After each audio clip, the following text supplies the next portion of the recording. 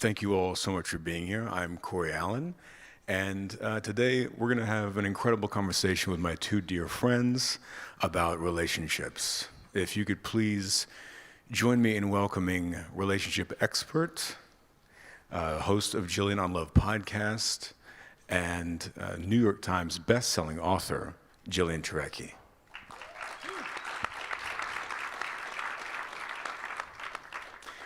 And now, if you could please welcome dear friend, incredible author, speaker, and mindfulness expert, Case Kenny.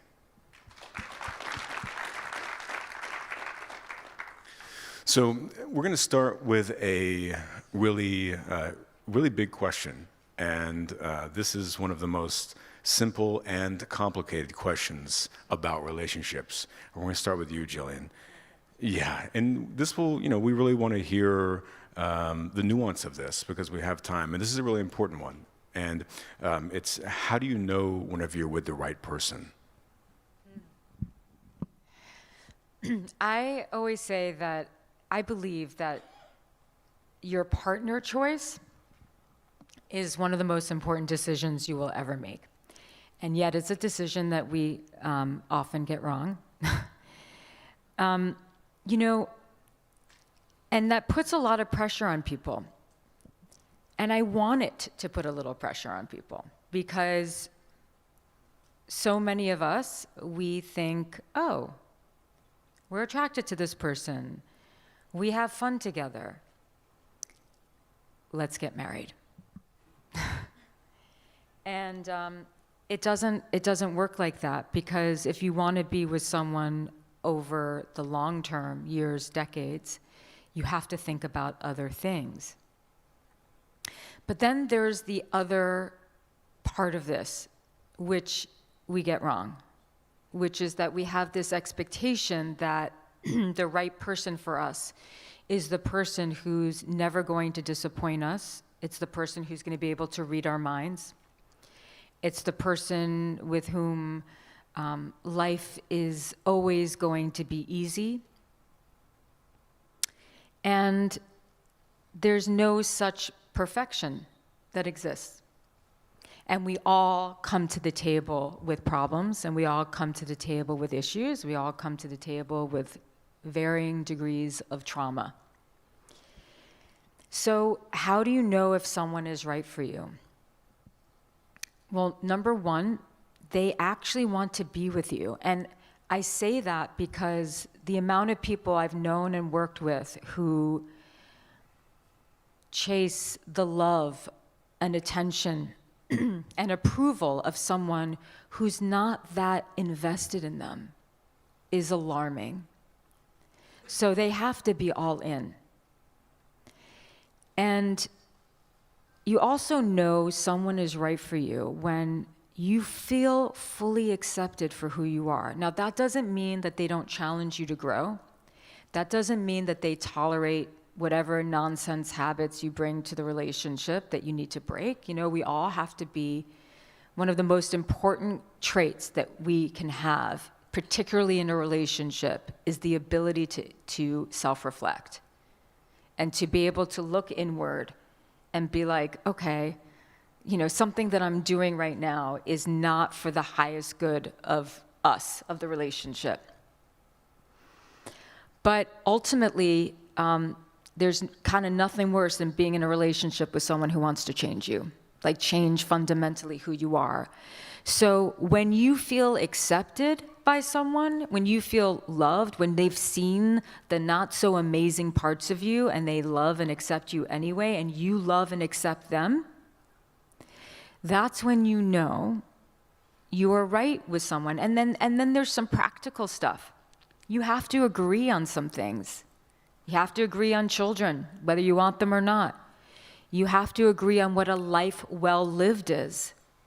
Because if you have a vision of what your life is going to be, and their life vision is completely different than yours, you might have an amazing love affair, but you won't be able to build an amazing life together. And these are the things that people don't get practical about. And so, know what's incredibly important to you. Know what you cannot live without no matter what, and then be flexible and tolerant about the rest. And if you think that someone is going to come into your life because we unconsciously want this sort of angelic being who's going to be our best friend, who's going to be the best sex we've ever had, who's going to always listen to us, never challenge us, that person isn't coming. They don't exist. They exist they exist in your imagination in the first 3 months when everything's great. But this is not to be pessimistic. You can be optimistic and think, well, there's someone who's going to love me and I'm going to love them, and we're going to hold each other's hands as we face the pleasures and hardship of life together. That's what Beautiful. I'm saying. Yeah. I love that. So to follow up on that, Yeah. you know, one of the things that whenever we're in a relationship and we start having some of those difficult conversations, we access a vulnerable place within us that we don't have a lot of practice accessing, because it's only in those key moments whenever we're with our partner having those conversations. And so because people don't get a lot of time in that area to traverse that part of inner self, that's a very reactionary, delicate, scared type of place.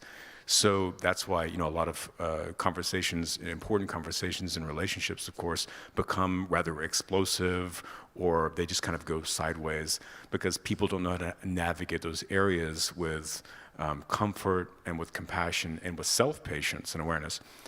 How can people who are uncomfortable in initiating and having those important conversations, how can they, with their partner and themselves, get better at initiating those? Well, I mean, first, just acknowledging that, you know, most people don't want to have the uncomfortable conversations. And look, what's an uncomfortable conversation? I mean, it's anything that brings you discomfort. For most people, it's like one of the biggest ones is talking about sex. You know, what your boundaries are, what you like, what you don't like. I mean, this is the conversation that most people don't have. And then they end up actually having not so great sex with someone who could be phenomenal for them, but because they're not talking about it, they end up not being together. Money, children, religion, but then also just uncomfortable conversations about, you know what? The other day when you did that thing, I know you didn't mean it, but it really hurt my feelings. And those are the conversations that are so important, because what most people do is they don't say anything, and then it gets stuffed down and it turns into resentment. And resentment kills more relationships than anything else. End of story. So how do we prepare? It takes a lot of courage. It takes a lot of courage. It takes some skill. You know, you have the uncomfortable conversations and you never start with blaming the other person, because the moment you start to blame is the moment they shut down and become defensive, and then the conversation is over before you even started it. You have uncomfortable conversations by being vulnerable, and you can say, no one has to no one has to pretend that they are a hero in a conversation. They can say, this is really hard. This is really uncomfortable, but this is how I feel about A, B, C, and D. How do you feel about it? Let's talk about it. So the right person is someone who can have those conversations with you, but you have to be the person who can have those conversations too. That's fantastic, yeah. So Case, you say that healthy relationships require optimism. How would you actually define optimism? Yeah, and I think this is the perfect segue, because within the context of having difficult conversations, optimism is a requirement, and I'm happy to define it in the way that I do, because I think it's really textured and practical. I do say that optimism is the engine behind a healthy relationship. I think, there's so much nuance of what makes a good partner, and it's an amazing answer. I'm not so sure, to be honest. I think I'm lucky to have found my person through great trial and error, but I think what I've realized that makes a relationship work is this concept of optimism. I'm sure we have some optimists in the room here. It's one of those words that means different things to different people, but I think the way that I'll define it here will really offer the context for how it applies in a relationship. I say that optimism is the belief that things can change. And that might be a little bit different from how a lot of people define it, because I think typically I lead these keynotes all over the US asking and teaching about the language of optimism. Most people say something to the extent of optimism is something, something, something, positivity. Good things can happen, right? It inherently leads in that direction. And I say, yes, of course, the direction that optimism pushes you is positive. It's good things, rewarding things, good people, you deserve these in your life. But I think a definition of optimism is the belief that things can change is fair and essential in a relationship. I mean, you think about how much you change in a relationship, how difficult conversations come up. We have to believe that things can change, that a certain behavior isn't permanent, that a certain emotion isn't permanent, that both of you are capable of change. And this is the foundation for a relationship in that sense, the belief that things can change. And then, there's so many great cognitive benefits of this, of when you do have this embedded belief that, change is possible, that you can have difficult conversations, that effort matters, that effort can help amplify and course correct a relationship. Well, it leads you to see not only your partner in the relationship, but the wider world differently. We might be familiar with the work of Martin Seligman, who really pioneered the research and the foundation for optimism. But he explains it in terms of explanatory styles. And I think essential to a relationship is having, to the best of your ability, an optimistic explanatory style, as opposed to a pessimistic explanatory style, right? The way that you interpret and explain the inevitable ups and downs of a relationship. And in general, there's three, right? Is this emotion, is this issue permanent, or is it temporary? Is this issue personal, or is it situational? Is it pervasive, or is it specific? And I think it might be worth double-clicking on those, because this is all about language. This is all about the words that we use to have difficult conversations, and also in the way that we explain these things to ourselves, so that we don't immediately jump to the nothing's going to work out in this relationship. So the idea with temporary and specific, of course, would be a pessimistic explanatory style would be, you always do this, you don't care about me, it's always been that way, it always will be. An optimistic interpretation of that on the temporary side would be, hey, this conversation didn't go that well. Let's talk about what happened right here. On the personal versus situational side, the personal pessimistic explanatory style would be, you don't care about my feelings, and that's just who you are. It's very personal. On the situational side, it might be, hey, I don't think you maybe meant what you said. I could tell you're overwhelmed, you're stressed. Let's talk about it, right? We're still addressing the thing, but we're allowing for it to be situational. And on the pervasive side, pervasive would be, we cannot communicate with each other. We never have been, we never will be. Nothing works out with us. On the specific side, it might be, hey, we continue to have issues with this specific thing. Not everything, but this specific thing. So you can see, obviously, with words and language, it really does allow for you to have those difficult conversations, but within the scope of things can change if we do adapt and adopt better behaviors within the relationship. So as the engine that allows for a relationship to move forward, I really do think that optimism is the key. Yeah, that's a really beautiful insight, because ultimately what's happening is you're grounding the moment in reality, as opposed to in the mental stories or in the projections that someone is experiencing based on the emotions that are arising in that moment. You really just bring it back down to what's going on, what is the truth in this moment right now, and let's move through that together, as opposed to our conflicting mental narratives. Yeah, and I think that's essential. I think oftentimes when I talk about optimism in a relationship or outside of a relationship, people think, oh, it's, let's think on the bright side, just think about the positive. And obviously in a relationship, that could be a very slippery slope if you're really hinged on the future where everything will change and be okay. An essential quality, and I've been studying optimism for 20 years, and the interplay between the language and optimism is your ability to name the negative. Like, it is an essential part of having an optimistic explanatory style and actually living this as your truth, naming the negative, having the conversation about the negative, and then also having the ability to name the positive. That's the space where optimism lives. You fill the space between the negative and the positive with movement, and then the belief that things can change. Wonderful. So how can someone who is trying to adapt more optimistic operating system in their relationships, how can they make sure that they're not kind of deluding themselves here? They're being too giving and being unrealistic in moments where perhaps they do need to have a difficult think or a difficult conversation.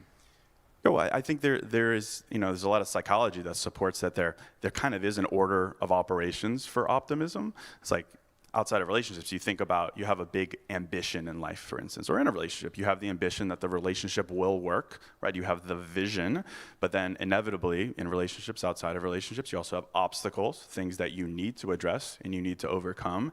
How should we think about the order of those things? Should I think about the obstacles first and then the vision for what I want, or the vision for what I want and then the obstacles first? Sometimes I think that we think the responsible thing is, let me list out all the things that I need to overcome, all the problems, all the issues, and then we'll think about the vision and the ambition. The research supports that the most effective order of operations is the vision first, and then it's the obstacles, right? So it's, here's where I believe this can go, where I want it to go, where I believe my effort can influence it to go, and here's what's in the way. And there's also kinds of a great cognitive science backed by research that shows that the brain really craves that, the vision first, such that when things do come up, they're obstacles to overcome, versus obstacles first, those become reasons to potentially give up. So I find that order is really clear, and I always encourage people to write these things down. If you have vision and obstacles, write them down, and then really allow yourself to exist in that space. But it's the interplay between those two things, the negative, the positive, the vision, and the obstacles. Great, that's a really fantastic self-clarification system. Jillian, I have another really easy question that I want to ask you. Jillian gets all the really easy ones. How do you know when it's time to end a relationship or a marriage? It's quite literally the number one question that I get. How do I know? And it's interesting, this works perfectly with what you were just saying, is because most relationships don't end because people stop loving each other. People tell me all the time, I love this person, but they do not know how to make it work. And so they enter this mindset, this psychological state and emotional state, and it actually lives in the body as well, of learned helplessness, which is exactly what Case was talking about. If you believe that it's permanent, if you believe it's pervasive, if you believe it's personal. And so relationships, not all relationships, but most like long-term relationships like marriages end because people can't, the vision is no longer clear. They can't see the future. Everything feels like a dark tunnel. And then all you can think is, I need to get out, or for a lot of people, I'm going to stay and I'm going to endure and I'm going to be miserable, and but I don't know how to not be miserable. So how do you know when it's time to call it? How do you know when it's time to just part ways? This is not an easy answer. It's not an easy question. It's incredibly nuanced. So here's some things that you should know. If there's any, and this might seem obvious, but if there's any kind of violence, you got to get out. I get messages all the time from usually women, but not always. My partner hit me, but he's getting help. He's in therapy. Should I give him a chance? The answer is always no. You don't give someone a second chance when they've been violent with you, ever. So that's the obvious. It's obvious if you're with someone who just treats you, maybe they're not physically violent, but they treat you horribly. Like, those are the easy ones. They're not easy to leave, but that's not what the question is today. They're not easy to leave for a lot of people, but they're easy for me to say, get the hell out. But often, what if you love each other? What if the two of you have been a little mean to each other? And what I mean by mean is you're withholding love, you're playing a little bit of games, but it's not heavy manipulation, there's no violence. I tell people, and this is actually kind of amazing because I've sat with a lot of couples, and couples who've been together a long time. And when I ask them, do you know what your partner, this person, needs? They look at me like I'm nuts. Do you know what makes them feel loved? What do you think they need from you more than anything else? And they cannot answer it. How can you walk away from a relationship that is not harmful to you, right? How can you walk away from a relationship that you've invested so much of your time, your energy, your heart, your life to, when you don't even know what they need? Because people don't break up when they're meeting each other's best core needs. They don't. So if you don't know what they need, how can you meet them? How can you give them what they need if you don't know what it is? So I always take people through a process of, let's figure out what you both really need. What are 3 things that would have to change, that if they change, you would want to be with this person? How do you know what this person needs to feel appreciated, loved, to grow? And then you make it a mission for, depends, 30 days, 60 days, maybe 90 days, to meet your partner's needs at the highest level. And then you think, well, they're not doing it for me. Great. If they're not doing it for you, once you start doing it for them, then you already have your answer. But oftentimes, when we change ourselves, we have so much influence over the relationship. It truly does begin with you. But what's so hard about that is that conflict is not the thing that ends relationships. Ego is. And so our pride, and we're hurt, and we don't want to do it, and we stamp our feet down into the ground, and they're reminding us of mom, or they're reminding us of dad, or they're reminding us of this ex, and we're building all this hatred, and then on top of it, we feel so weakened by learned helplessness. We feel stuck. And it's hard to get out of that. But if you love someone and you wanted to make it work, try meeting their needs for a period of time and see if something transforms. And if it doesn't, then you know. But I also ask people, if they were to make all these changes, if they were to be everything that you've wanted them to be, would you still want to be with them? And sometimes the answer is no. Because they've lost the passion. They've lost the motivation. They've turned into roommates, or they're just not interested in each other anymore. And I believe that divorce is a human right. I believe that there are a lot of people, who end their relationships prematurely because it's too challenging for them, and they think there's always someone better just waiting for them. But there are also people who stay too long, who have been conditioned to believe that it's better to stay married or in the relationship miserable than to be one of those divorced people. And then why would you do that to yourself? So, again, a nuanced answer, because it's not an easy question. Absolutely. I think that in relationships, a lot of people, if they're in that area that you're talking about, they're waiting for some inflection point. They're just waiting and waiting until a thing happens where they can finally say, all right, that was it. Now I'm done. That moment never comes a lot of times, because these issues are things that are complicated and subtle, and they build up over time. Do you think that there's a good indicator for someone who is in that space that you're talking about, and maybe they're waiting for an inflection point, that they can kind of clarify, maybe I don't actually need this big event to happen to push me to making this decision?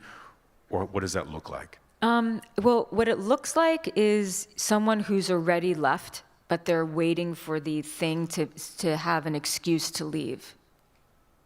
I mean, sometimes it's just you need the awareness that that's where you're at. That's where you're at. But again, that's the person who's in learned helplessness. It's really tough because in relationships, it's not always 50-50. It's not always, oh, this person is 50% responsible for the problems in the relationship, and then their partner is 50%. Sometimes it's very disproportional. But there is, if you are part of a relationship, there is, and let's table and shelve abuse and all that. You are in some way contributing to what is not working. And so if you can take it upon yourself to take 100% responsibility for your role and tell yourself, I am just going to show up the way that I need to show up. But people don't know how to show up. That's why they need the guidance. They don't know, because they don't know that it's not just about being sweet and nice. It's about giving your partner what they need. So I don't know if I answered your question, but it's my biggest concern is that people just have exercised that self-awareness muscle enough to be like, okay, let me look in the mirror. Perfect. Case, are there any words or phrases that you recommend people not using in their relationships? There's quite a few, but I could certainly distill it down. And I think it's worth highlighting the importance of language as not just a tool within these times where we're having these conversations, but also just within the sphere of how we see life and people and ourselves. My background is languages. I majored in Chinese and Arabic in college. I have a fascination with wordplay and grammar and format and function. And I realize, as I'm sure we all have, but maybe we don't think about it so much, that everything in life is a translation, not necessarily from one language to another, but within what happens and then the words and the format of our sentences that we use to describe that thing happening to us, for us, by us, within us.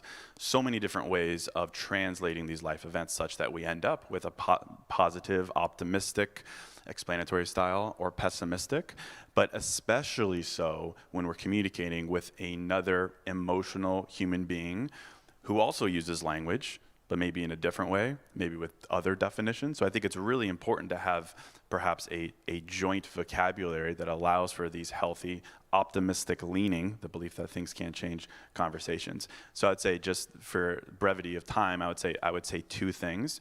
The first very specific thing, the difference linguistically and cognitively as a result between and but, especially in light of what I was talking about earlier of the idea of vision and obstacles.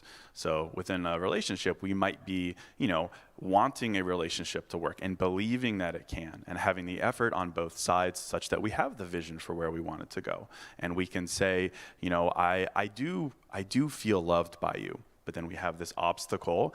And most of the time we say, I do feel loved by you, but, and then something comes from there. But you always do this, but, so on and so forth. And we know logically and linguistically that but basically places the emphasis of what follows, and everything that was before but doesn't really matter so much, especially to the brain. When we use that sentence format, everything that came before it is no longer on the table. I feel loved by you. Well, that's off the table. Suddenly now it's the emphasis, tremendously so, perhaps on the pessimistic explanatory style. If you always do this, you don't care about me, but. That's what the brain sees. Predictive processing says that's what the brain is going to continue to find, and we don't have that conversation that allows for things to change. So the better format, linguistically, cognitively, is and, right? So I do feel loved by you. And here's the thing that keeps coming up. Here's the way that I don't feel seen by you, and I feel hurt by this. And is a really powerful word, especially for motivated, resilient people, such that the brain says, okay, it's an and, so this is something to work on, to overcome, to strategize around. It's an obstacle to overcome, not a reason to give up. And this applies obviously outside of relationships as well, as how we think about ambition and striving to the next level. But it's without that little structure there, so that we're not telling the brain that, well, that doesn't matter, it's all about the negative. No, it's about the interplay between those two things. And then I would say that the second thing is in general about how we relate to our emotions. So inevitably, in a relationship, you're going to feel negative emotions. You're going to feel slighted or not seen. You're going to feel that someone's selfish. You're going to be angry. You're going to be sad. You're going to have this broad spectrum of emotions. Typically in English, and this just fascinates me, it might be interesting to you, but in in English, we typically relate to our emotions in one of two ways, right? We will say, I am anxious, for instance, or I feel anxious. And think about that statement. It is a reflection of the totality of who you are. I am this thing. I feel this thing. The entirety of my being feels this way. And of course, if you go to therapy, a therapist is going to help you break it down into parts. What is the part of you that's feeling this way? What is the trigger that's affecting the part? And it's really, really helpful in relationships for us to reflect that parts versus whole mentality. We might be familiar with internal family systems and therapy circles, the expression vocally of saying, a part of me feels this way. It's not only does it help practically for us to identify what the trigger might be, but it also pays respect to the fact that we have parts. And the parts might be past parts that were hurt and are now trying to control the present parts that are overthinking the future. Pay respect to that as a human, I find is really helpful. And I think just acknowledging the fact that, in English, we take on the emotion as who we are through language.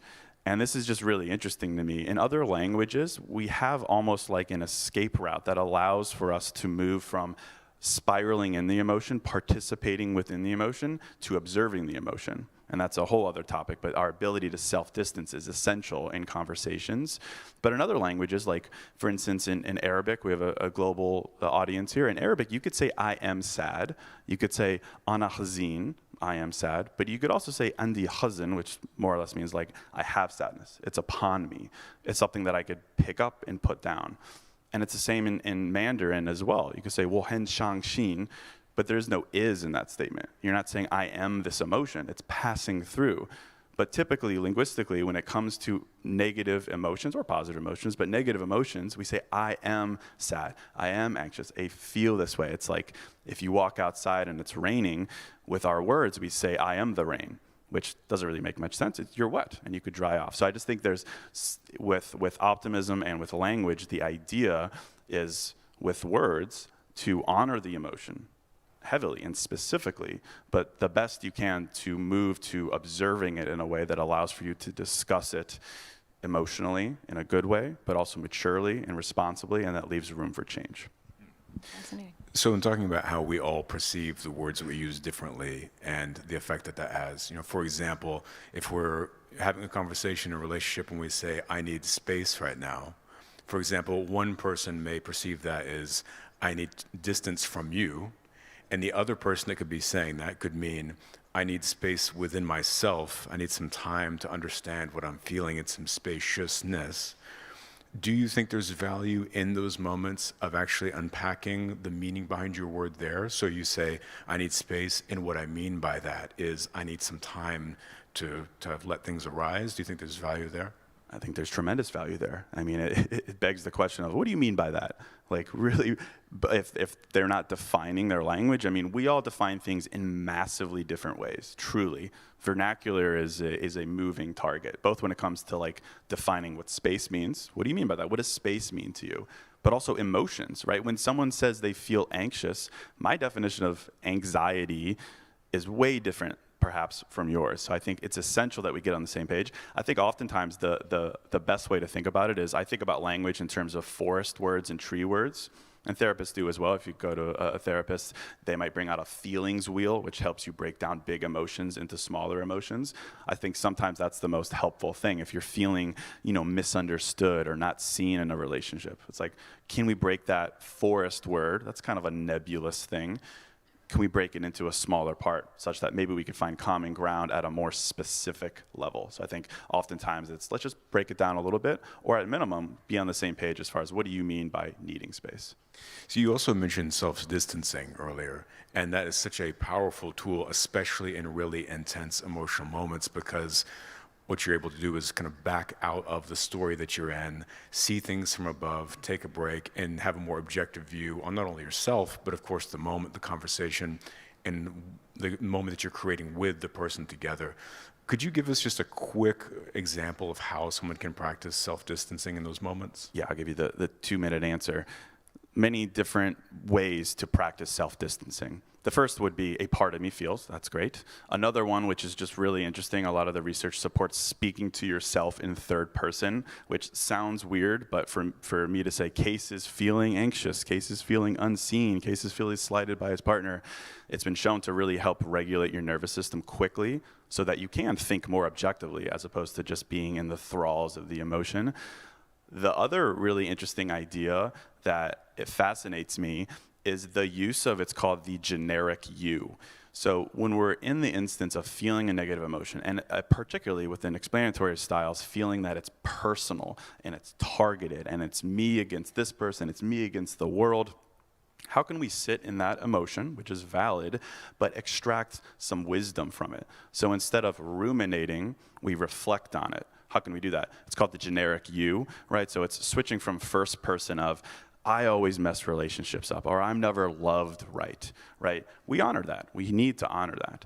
But then we switch to the generic you, which is basically like how you tell stories in the second person of, it's like, well, when you put yourself out there, inevitably you're going to come across the wrong people, and they might hurt you. You're telling yourself the story about it such that, one, you're prescribing some universality to it. It's a human experience. You're moving away from feeling that targetedness of it. The generic you, I found, is really, and that's a thing for you to do. It's not necessarily a conversation with a partner, such that then when you do have this conversation, you don't feel that, it's you against the world. This is a human experience that we can navigate through conversation, but using that as a self-distancing technique, in addition to third person, in addition to a part of me, those together, I think, really help regulate you, and then you can actually have that open conversation. Beautiful, wonderful, self-clarifying. Jillian, how can people heal from traumatized relationships? Well, I think it's healing heartbreak is really one of the hardest things that we will ever do in life, is to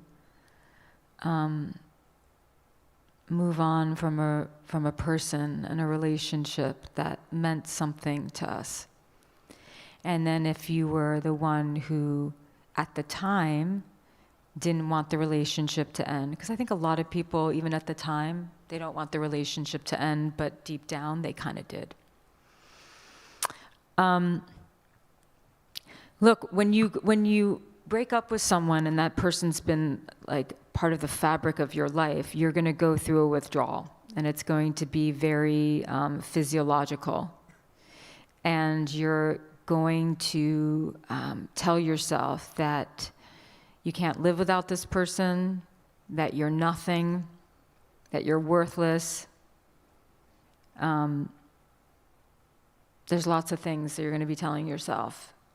And you're going to feel, you're going to be feeling very connected to the wounded 7-year-old inside of you. And the thing about, not all breakups are created equal. Some are like really not a catastrophe, and some are a catastrophe. And the ones that change you, they like change your chemistry, they change your brain chemistry, are the ones where you think you're just mourning that person, but what you're really doing, it's unearthing old pain.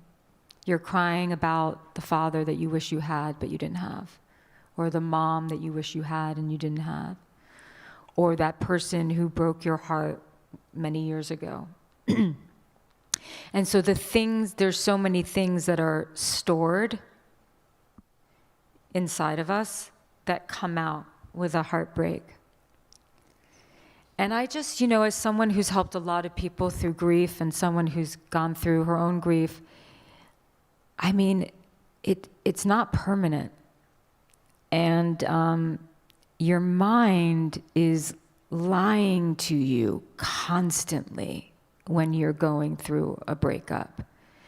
And and because it's compounded, then people think, well, am I going to meet anyone else? I mean, that our core need is to belong. And then so all of a sudden now we're not belonging to the one person who we thought was our person.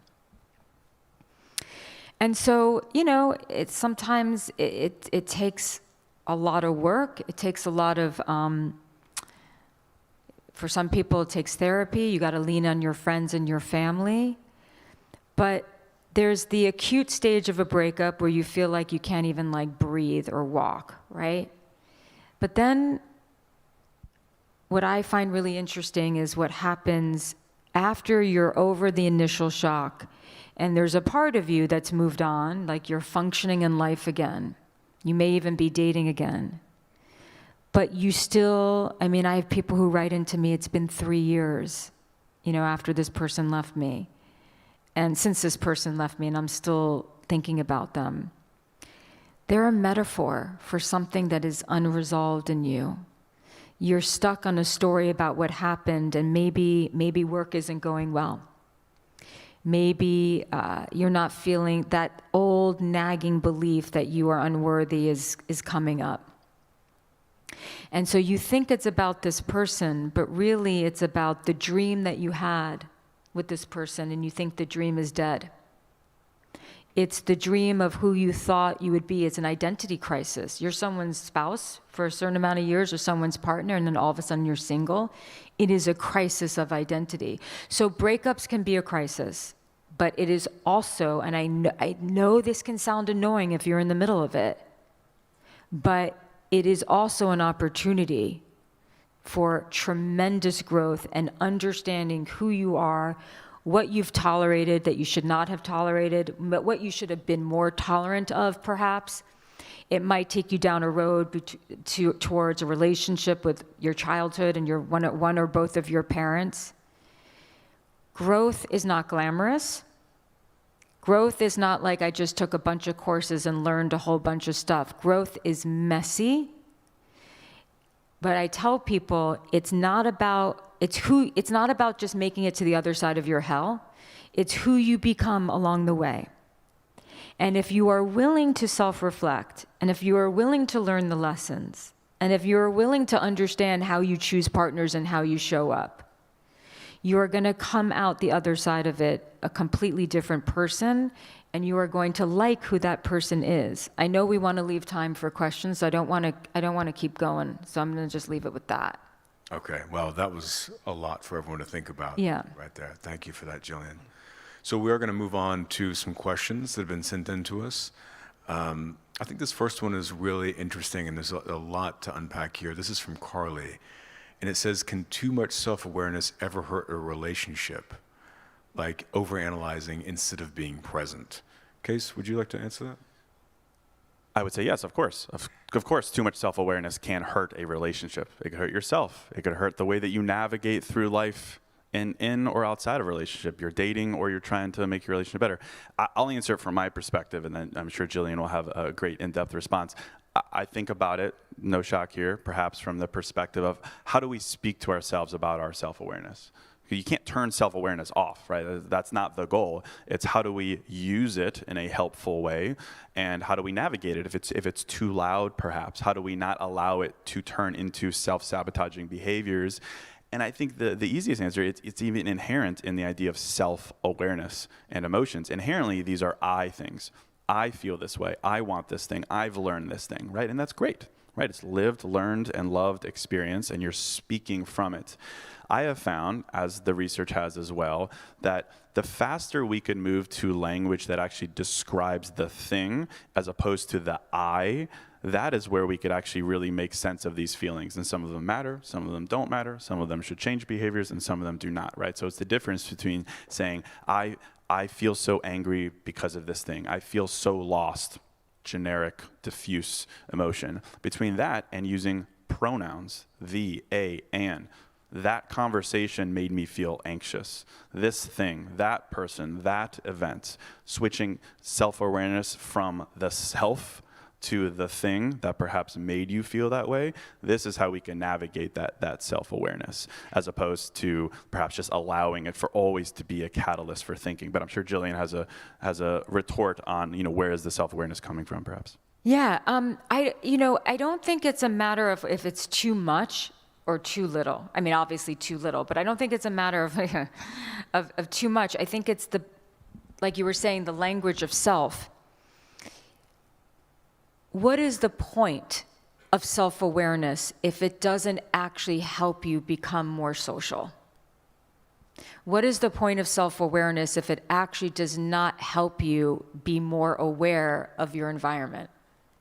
What is the point of self-awareness if it doesn't help you become more aware of the person you're speaking to? Your partner, your friend, your family, whatever.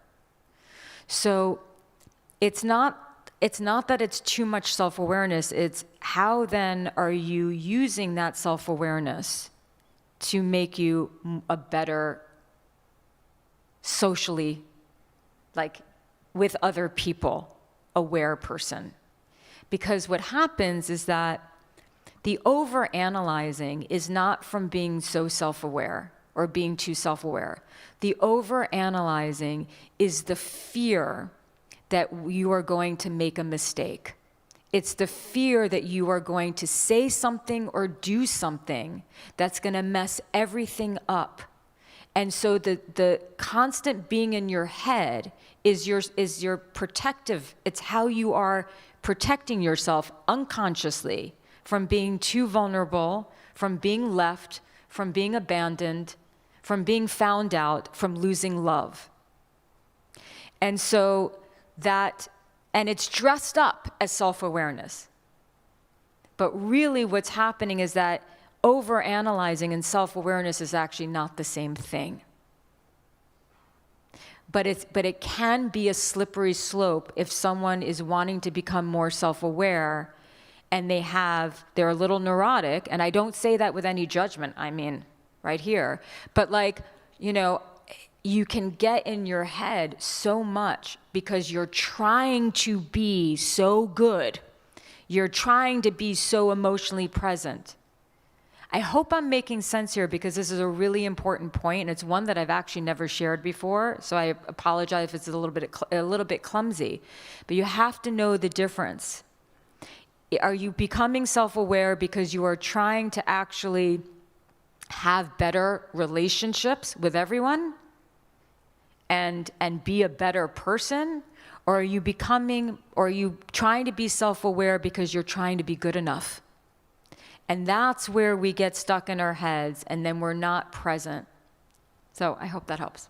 That was fantastic. Yeah. This next question is from Rebecca, and it says, there's a tendency to talk about a relationship lasting a long time as the goal. Are there other ways to go all in and commit with different goals? An example would be growth.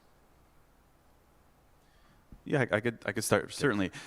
Yeah, I mean, I think this is an important topic, the idea of, multiple things coexisting at the same time within the context of a relationship, whether that be ambition and commitment and independence, these things that I think typically we assume are at odds with each other. I'm 37. In my 20s, I was kind of typical in that sense. Like, a relationship is this existential threat to ambition, independence, certain masculine qualities. I remember reading, and you might be familiar with it if you've had children, it's called the dependency paradox, which basically is the idea in child rearing and raising a child, the closer a relationship between the child and a caregiver, the more likely the child is to feel independent and to do things outside of the purview of the caregiver. Because of that closeness, because of that dependency in the good category, the child feels that ability and that empowerment to be independent. And I always remember reading that, I'd be like, oh, that's good to know in the future when I have children. But I always thought about that in the context of a healthy relationship, that the healthier the relationship is, with the right person and the right dialogue throughout, you should feel more empowered to be independent, to be more ambitious. And it's always just changed my perspective on these things that we typically think are mutually exclusive. I think, sure, I mean, I'm sure Jillian has great perspective on thinking about the length of a relationship, but I think more within the context of these things that we think are competing with a relationship as well, that with the right person, they're not. They're enhanced. And I always think about the purpose of a relationship within that definition. It's the amplification of these things that give you life, the things that you create, the things that are inherently personal, that you should absolutely be able to bring into a relationship and see them flourish, as opposed to be dimmed because of what commitment requires. Beautiful. Jillian? I would love to answer the question about butterflies. Is there any way to bring that back? Because I think that would be great. Let's see if we can spot this one here. Can we swap it? we Okay, go. thank you so much. Let me read this out for everyone, Julian. But, oh, sorry, go for it. Yeah. No problem. So Joel asks, in long-term relationships, what replaces butterflies if things are actually healthy? Butterflies are not unhealthy, despite what you see all over the internet. They can be. They can be. And they're not reliable. But just because you feel that flutter in your stomach when you meet someone new doesn't mean that you're like having a trauma response. It's the most ridiculous thing out there. But you could be. You could be someone who's constantly dating the person who harms you. You could be dating the person who's always emotionally unavailable. You could be repeating a pattern. That exists. So, but butterflies are something that usually happens in the beginning, when things are new and when things are novel. So what replaces butterflies in long-term relationships if things are actually healthy? When a relationship is healthy, it means there's also healthy passion. But in a long-term relationship, if you think it's going to be like the first 3 months, it's not. And most of the time, it's not like the first 3 months because you're not like the first 3 months. You're picking your nose and farting in front of your partner, and what you're expecting it to be like the first 3 months? It's just not going to happen. I mean, it's just not. However, there's so much you can do in a long-term relationship to get back that feeling, that spark. It's not going to be the obsessive, when you can't stop thinking and ruminating and limerence. But you can. You can do it by doing new things together. And I'm not just talking about date night. I'm talking about doing something really challenging and fun and adventurous together. You do it by having a curiosity about your partner. You do it by each of you having your own lives that's not about the other person, and then you observe the other person doing the thing that makes them happy, that has nothing to do with serving you. And then all of a sudden you're like, oh, this person, you're reminded in that moment, this person is not just an extension of me, they are an autonomous being. And then for that moment, you see them through the eyes of who you were in the beginning. There are glimpses of that. But you have to be a willing participant in your relationship. Because in the beginning, you can lean back and all the hormones and the novelty are going to do everything for you. You're going to think, I'm with the right person. No. It's just new and it's exciting and there's chemistry. But for a relationship to work over the long term and to address the previous question, it's not about the goal is not for a relationship to last. Not anymore. The goal is for a relationship, for you to be fulfilled while the relationship lasts. And what I mean by fulfilled is not happy all the time. It's, does this relationship add some meaning to my life? If by being together we have meaning. So when you do that over the long term, and you look at your partner with fresh eyes, and you do some fun things together, and maybe you put on that shirt that you did on your first date, or maybe you show up to the relationship more often than not as the person who you were in the beginning. And what I mean by that is you show up with the same enthusiasm. The law of familiarity will make it, it's a tough one for me, will make it so that we take each other for granted. And so probably the biggest challenge in a very long-term relationship is, how do I stop taking this person for granted? And how do I actually show up with an energy that conveys that I appreciate this person and that I could lose them tomorrow? It was really beautiful. Case, would you like to talk about butterflies and long term, or we can also move Let's go to on? another one. Let's do another one. Let's see. Yeah. We'll go with this question from Rebecca that says, what holds us back from feeling like we found our person? Is there such a thing as some people say, I just knew this was my person? Does everyone have this? I could take a swing at that, the idea of I just knew this was my person. I mean, I think yes. I think absolutely you can come across someone and just know. But inherent in that phrasing, I just knew this was my person, I think the only way to know that is to know yourself as a person, right? I think self-awareness is an essential quality here. So not to, be too cliche, but it's cliche for a reason. I mean, you do have to know yourself. And I think this comes back to the purpose of a relationship. If you haven't defined the purpose of a relationship, and if you don't know yourself, well, then inevitably it's going to be very difficult to know if someone is right for you or not. I wrote a book a year ago called The Opposite of Settling Down, because I've always found it curious that so many people use the phrasing when they talk about the relationship that they want, the thing that they're striving for. We all have said it, and not in a bad way. We say, like, I want to settle down. I want to find my person, and I want to settle down. And I think that's fine, the practicality of that, so you don't have to date around, and you don't have to deal with all the BS of dating. That's great. But the energy of that phrasing, the intention of settling down has always been really curious to me. It's got the word settle in it for one, has the word down in it for another. I feel like that's a little bit of a poor sales pitch for what a relationship should offer you, which certainly isn't settling. But it's also not down, right? I feel like a relationship should give you more life. It should amplify all these things. And that's where it comes back to the idea of self. What gives you joy? What ambitions are essential to your life? And then does this person expand and amplify those things? To me, that's really the only question in my world that could help me answer the question of whether this is my person or not. But inherent in that, it's almost another order of operations.